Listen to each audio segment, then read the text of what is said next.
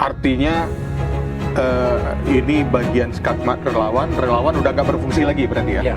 Relawan fanatik sudah nggak berfungsi lagi. Yang Buzzer itu udah nggak berfungsi lagi berarti ya? Relawan yang dengan segala motif ya, dengan segala, entah itu mau cari muka atau apapun, itu agak terhalang gitu. Agak terhalang ya, dengan putusan MK yang kemarin dibacakan. Halo Sobat Sindo, demokrasi memang membutuhkan penghormatan, tapi demokrasi juga membutuhkan keberanian untuk menyampaikan keberatan. Palu MK soal penghinaan presiden dan wakil presiden selesai diketok. Relawan fanatik resmi skakmat terpojok. Tak bisa main lagi pasang badan, tak bisa lagi main titip laporan. Ini akan kita bahas pada The Comment pada hari ini bersama saya Ika Kesuma. Pertanyaannya, apakah ini sebuah kemajuan dalam demokrasi? Sebelum kita berdiskusi dengan redaktur Sindo News, kita simak dulu putusan dari Mahkamah Konstitusi. Ayat 1 Undang-Undang 1 2023 baru menentukan sifat tindak pidananya sebagai delik aduan, tetapi belum secara khusus memberikan penegasan mengenai siapa yang berhak mengajukan pengaduan dimaksud sebagaimana dimaksudkan dalam norma pasal 220 ayat 2 Undang-Undang 1 2023. Dengan demikian, Mahkamah menilai penting untuk memberikan penyelarasan norma dengan memberikan penegasan bahwa pengaduan tersebut hanya dapat dilakukan oleh Presiden dan atau Wakil Presiden, sehingga norma pasal 220 ayat 1 Undang-Undang 1 2023 menjadi berbunyi ayat 1, tindak pidana sebagaimana dimaksud dalam pasal 218 dan pasal 219 hanya dapat dituntut berdasarkan aduan oleh Presiden dan atau Wakil Presiden. Oleh karena itu, dengan penegasan mahkamah tersebut, maka pengaduan oleh Presiden dan atau Wakil Presiden dapat dilakukan langsung atau dengan memberikan kuasa khusus kepada kuasa hukum. Bahwa berdasarkan hal tersebut di atas, penegasan mengenai subjek hukum yang berhak mengajukan pengaduan diperlukan agar tidak terdapat ruang bagi pihak lain, baik keluarga, simpatisan, pendukung, relawan, maupun pihak ketiga lainnya yang mengatasnamakan Presiden dan atau Wakil Presiden untuk menginisiasi proses pidana atas dasar penilaiannya sendiri mengenai ada atau tidaknya penghinaan terhadap Presiden dan atau Wakil Presiden.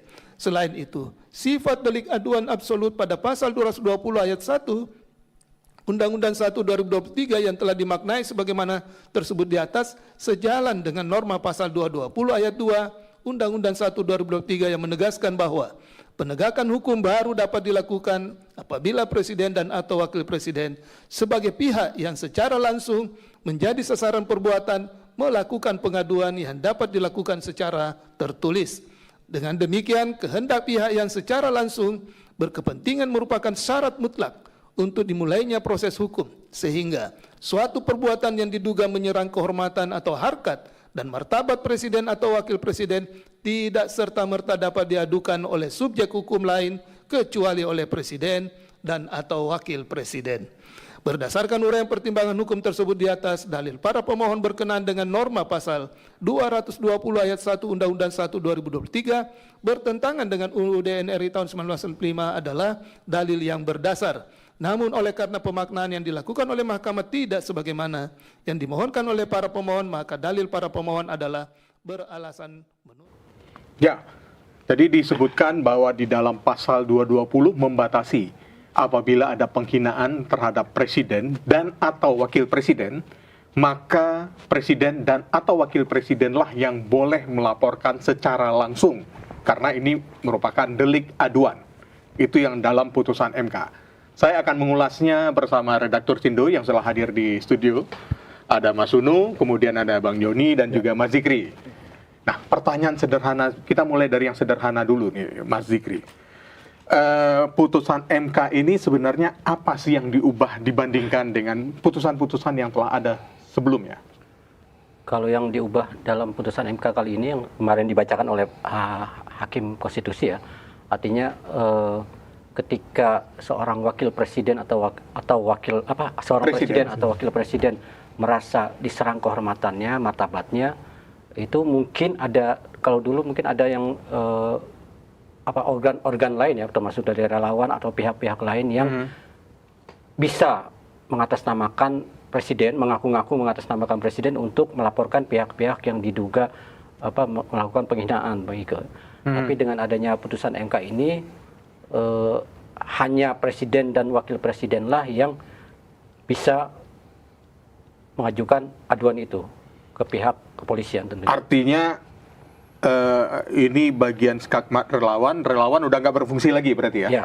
Relawan fanatik sudah nggak berfungsi Relawan lagi. yang Bazar-bazar itu udah nggak berfungsi lagi berarti. Relawan yang dengan segala motif ya, dengan segala, entah itu mau cari muka atau apapun, itu agak terhalang nih dengan, dengan putusan MK yang kemarin dibacakan. Oke, ini menarik sebenarnya. Kalau kita melihat hanya karena ini sifatnya delik aduan, hanya presiden dan atau wakil presiden yang merasa dihina yang boleh melaporkan, apakah ini menjadi pembatasan hak melapor?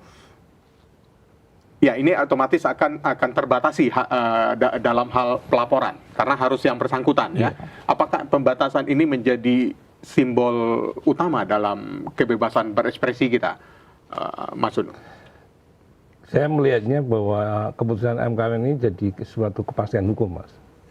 Karena sebelumnya ada celah hukum yang dimanfaatkan oleh pihak-pihak yang berkepentingan seperti relawan ataupun pihak keluarga ataupun yang lain untuk melaporkan apabila terjadi dugaan penghinaan pada presiden gitu kan. Sekarang itu harus ada kepastian hukum, jadi yang bisa melaporkan hanyalah presiden dan atau wakil presiden itu sendiri ataupun dengan kuasa khusus ke pihak lain gitu ya.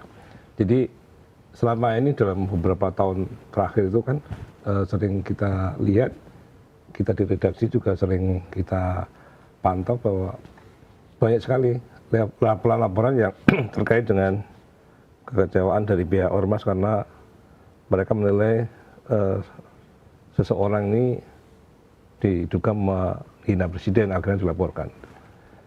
Nah, sekarang itu jadi seolah-olah mereka jadi polisi moral gitu ya. Sekarang ini kan jadi demokrasi agak waktu kemarin-kemarin itu kan agak kayak indeksnya turun lah kita katakan lah ya. Karena orang akan sedikit takut kalau mau bicara kritik ataupun juga agak sarkas sedikit, itu akan takut gitu. Ketakutan kalau dilaporkan ke polisi dan langsung diproses hukum gitu ya. Ya, menarik tadi yang disampaikan oleh Mas Unu bahwa orang menjadi ketakutan pada saat ingin mengkritik kebijakan mungkin yang tidak pro rakyat, dianggap itu merupakan penghinaan terhadap presiden dan atau wakil presiden itu tadi. Nah, kalau kita lihat dari putusan MK ini, apakah bisa kita baca sebagai pasal agar sebagai pagar agar pasal penghinaan terhadap presiden dan atau wakil presiden ini tidak berubah menjadi pasal anti kritik? Karena kan kita ketahui selama ini setiap kritikan dianggap menghina, padahal itu kan kritikan. Kan sebenarnya beda sangat tebal sekali perbedaan antara penghinaan dan kritikan. Nah, kalau Mas Joni sendiri melihat gimana, Mas?